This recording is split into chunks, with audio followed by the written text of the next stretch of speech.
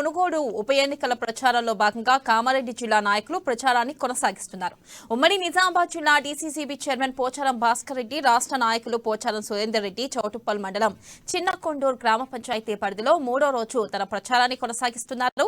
TRS party చేపడుతున్న అభివృద్ధి సంక్షేమ పథకాలను ప్రజలకు వివరిస్తూ గెలుపే లక్ష్యంగా పనిచేస్తున్నారు. ఒక్కొక్కరిని ఒక్కొక్క ఏరియాకు ఇన్ఛార్జ్ గా నియమించడంతో వారు టీఆర్ఎస్ అభ్యర్థి కూసుకుంట్ల ప్రభాకర్ రెడ్డిని గెలిపించడానికి వారి ప్రచారాన్ని ముమ్మరంగా కొనసాగిస్తున్నారు. 600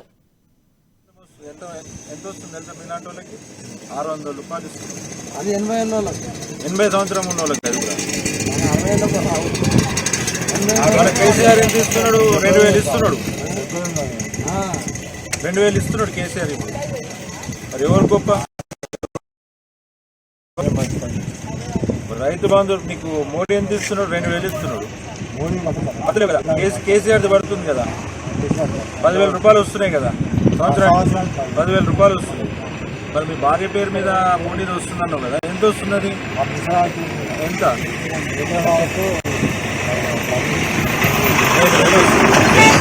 2 ఎకరానికి అది 2,000.